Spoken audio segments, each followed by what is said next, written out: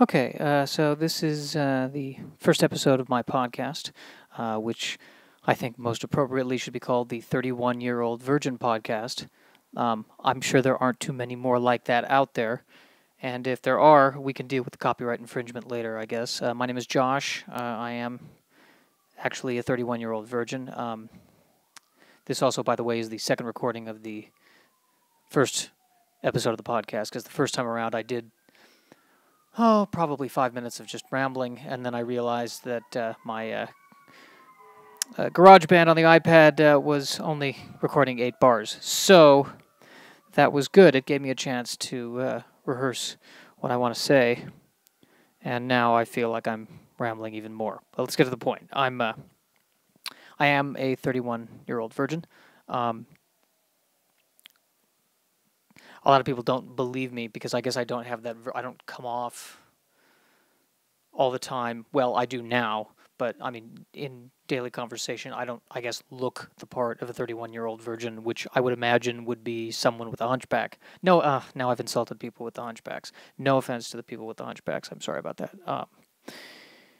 But I have to assure you that I really am. This isn't like an act, and I feel like there's no medical way that I can prove that. The closest thing I can do is just read my Netflix history.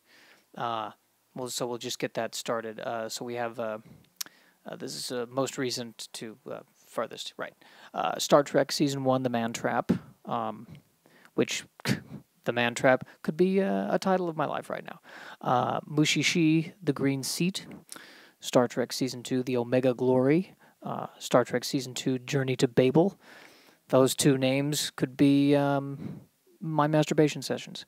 Then we have Goldfinger, The Boys from Brazil, Dr. No. Note that I only watched 5 minutes of Goldfinger. It was too much masculinity. And only 35 minutes of Dr. No. Again, I couldn't make it past. I couldn't understand what was going on. I think there was a large man who was very strong, and I couldn't relate. Then we have Samurai Jack, Season 1, episode Jack in Space.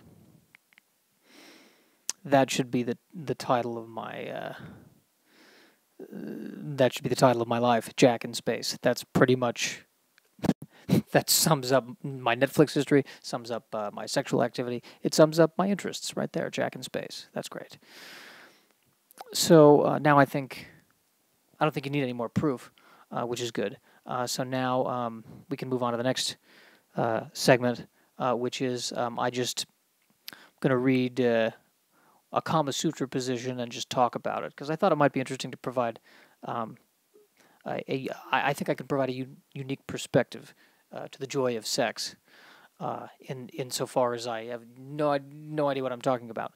So today I wanted to talk about the Kama Sutra sex position that is called the Catherine Wheel. I don't know where they got the name, the Catherine Wheel. The Catherine Wheel. Because this was written in India, I think 1,000 years ago, roughly-ish, and there was...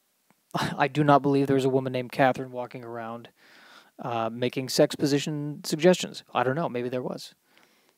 Let's see. So it says, first... The man and the woman sit down opposite each other. Now she wraps her legs around his torso and he enters her. He then wraps one leg over her to hold her in place. In order to hold the balance, she braces herself with both hands. He guides the movement propped up on his elbow. At this point, I think the relationship's over. There's no hope here. I think this is, you totally have nothing more in common. I think that would be my take on it. I think they need to take a break from each other, because right now they look like they're, I don't know, they both took a running start from opposite sides of the room, and now they're in a Chinese finger trap of sorts. I shouldn't be making fun of them. I mean, they're obviously having much more fun than I am. And when I mean they, I mean the cartoon people in the photograph demonstrating the position. It's a cartoon photograph. The woman has... I gotta be honest, they're not very big tits in the cartoon photograph. I don't know why they decided to be conservative. Oh, actually, I do know why. This is a British Kama Sutra website, so that explains that. That explains why both of their eyes are closed. They're not smiling so much as kind of smirking, mildly mildly enjoying themselves as they look like a pretzel, and they're kind of going, yes, marvelous, delightful. This is a delight, isn't it, Agnes? Or Catherine. The Catherine Wheel. Incidentally, also sounds to me like a show that would be on in between Friends and Seinfeld back in the 90s. It would be Friends, The Catherine Wheel, and Seinfeld. And The Catherine Wheel would star, well, someone named Catherine probably, but that was pre-Catherine Hagel. So that'd probably be, I feel like it would be Catherine Deneuve. It would be, she was in a hot streak back then. They gave everyone on a hot streak a sitcom in the 90s. Catherine Deneuve plays the owner of a cheese shop in Wisconsin. You got to fish out of water because she's French. And she has Jonathan Silverman's the neighbor. And, probably Tyne Daly would be the mother. I think that would work. I don't know why she'd have an American mother, but she'd be French. She dropped the iPad. There we go. $1,000 down the drain. Good. Still recording though. That's good. Good to know. Well, I think on that note, we'll call it a night. Thank you.